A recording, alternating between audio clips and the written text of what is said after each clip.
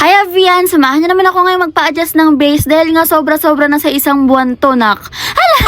Namiss ko nga talagang mag-vlog, lalo na nga rito sa Facebook, kaya naman eto na at nagbabalik na si ate girl. Uy! Sobrang namiss ko nga talaga kayo mga be, kaya naman eto na nga tasama ko kayo sa mga ganap ni Arian for today. Na para bang sobrang tagal ko nga nawala sa FB world, pero eto na nga at babangon uli. Cheers! Akala niyo nag-asawa na si Arian, no? Hindi pa mag-aasawa pa lang. Alam ko nga maraming mga nalungkot, pero maraming nga rin natuwa na nasuspend yung Facebook page ni Arian. Na para bang sobra naman kayo. Pero syempre kapag gusto may paraan, kaya naman talagang dito na nga tayo sa second page ko muna mag-upload ng mga vlog. Dito nyo na nga muna ako sa second page ko i-follow mga be, para nga hindi nyo na may miss si ate girl. Sana all na may miss ako, no? By the way, ayan, sobrang dami kong chika, nakalimutan ko nang sabihin kung saan tayo pupunta. Pupunta nga tayo sa Bulacan ngayon dahil nga syempre magpapa-adjust na si ate girl ng brace niya. Dahil nga sobra na sa isang buwan to, naawa na lang talaga, kaya naman ayan, pupunta na ako kay Doc. Ayan, dalawa nga lang pala kami ni Mama for today dahil nga walang magbabantay sa baby namin. At sobrang init nga rin pala ng panahon ngayon, kaya naman uso rin talaga yung mga sunog-sunog ganyan, kaya naman ayaw nilang iwan talaga yung mga kapatid ko dun sa bahay. Sobrang init na hindi niya kaya ako namimiss. Hala, parang iba na yun be. Grabe talaga yung nagagawa ng init ng panahon, parang nakakapag-overthink siya. Uy, hindi. Ayan, ginagawa nga lang talaga namin kapitbahay ang Bulacan kahit nasa Caloocan pa kami dahil kapag gusto mo ba talagang may paraan yan, 'di ba? Hala, parang may hugot si ate girl ngayon. Isang sakay nga lang pala siya ng bus at isang sakay ng tricycle, kaya naman talagang ipupush namin to monthly para nga makapag-adjust ako parati. Yung kulay nga pala ng rubber ko ngayon is color blue at tignan nga natin mamaya kung ano na nga magiging kulay ng rubber natin. Nagtanong ako before kung anong magandang color ng rubber at marami nga talagang nagsuggest ng maroon or gray. So let's see kung ano magiging kulay ng brace ni Arian. Let's see! Nakarating na nga rin pala kami dito sa Villa Mendoza Dental Clinic, kaya naman pumasok na nga rin kami sa loob dahil nga sobrang init sa labas na. First month pa nga lang ng brace ko pero parang pumantay na nga talaga yung ipin ko sa baba. Hindi pa naman siya sobrang pantay pero alam niyo yun, may improvement siya, ganun. Parang inano ko nung pilos mo. Yung pasta, parang By the way, pinsan ko nga pala to si ate na sekretary ni Doc, kaya naman ayan, talagang close kami. Banda rito nga ay nagrereklamo nga talaga ako kay ate na parang nagkakarak nga yung ipin ko, gawa nga nung sa unang dentista ko. Nagpapasta nga ako before na ayun nga talaga yung pinakamali ko dahil nga naghanap ako ng mura, kaya ayan, napapamura ka talaga na. Kaya nga sobrang thankful talaga ako kay ate sa pinsan ko dahil nga nakahanap kami ng trusted na dentist. Tapos bago nga raw pala i-adjust yung brace ko, itatry nga rin daw pala ni Doc na i-root canal na yung molar ni ate girl. Sobrang dami nga talagang sira ng ipin ko be, kaya naman buti na nga lang talagang unti-unti na silang naaayos. Matagal ko na nga talaga tong gustong ipaayos pero syempre wala naman talaga akong kapera-pera before. Busy ka.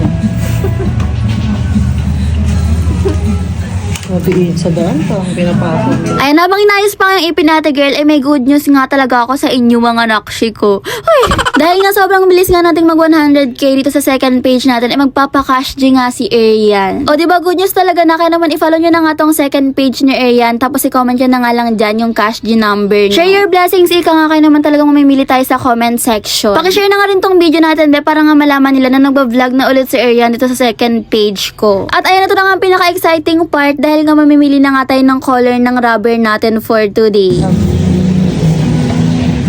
Grade na. ano po muna na sa pinang? Sabi ba sa'yo na grade? Sabi sa bula, grade. Sabi sa wala. Grade natin. Ha? Ayun na, grade. Pinag-isipan ko nga rin talaga tong color natin for this month dahil nga syempre nakakaisang buwan natin tong dadalhin, no? Kaya naman yan, gray nga talaga yung napili ko dahil nga marami rin talagang nag-comment na magandang araw ang gray dahil nga daw nakakaputi ng ipin. Uy, para namang sobrang dilaw ng ipin ni ate girl niyan.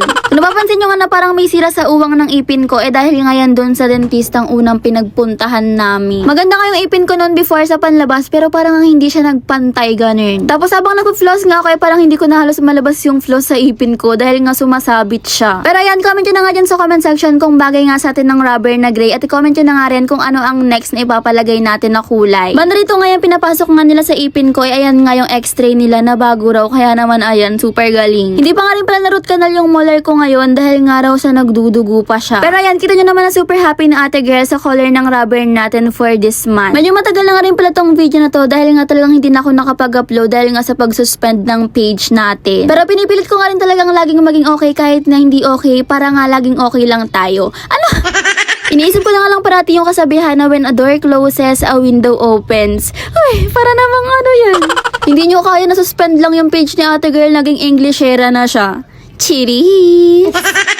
Pinainom na nga rin pala ako ng gamot dahil nga medyo masakit-sakit din daw to dahil nga may pinasak si Doc sa pagitan ng mga ipin ko pero hindi ko alam kung anong tawag dun. Hindi nga talaga kasi ako matanong, hindi ko rin alam kung bakit. Siguro tamad lang talaga akong magsalita, ganun. Kung before nga ba lagi niyo sinasabi kay ate girl na nai-inspire nga kayo sa akin dahil nga sa pagiging successful ko sa pagbablog. Sana nga ngayon nai-inspire ko naman kayo na kahit na anong problemang dumadating sa atin na talagang malulutas natin yan. Kapag nga hindi naging successful ang plan A, lagi niyong tatandaan na may plan B, plan C at plan D at hanggang sa mag-Z pa yan.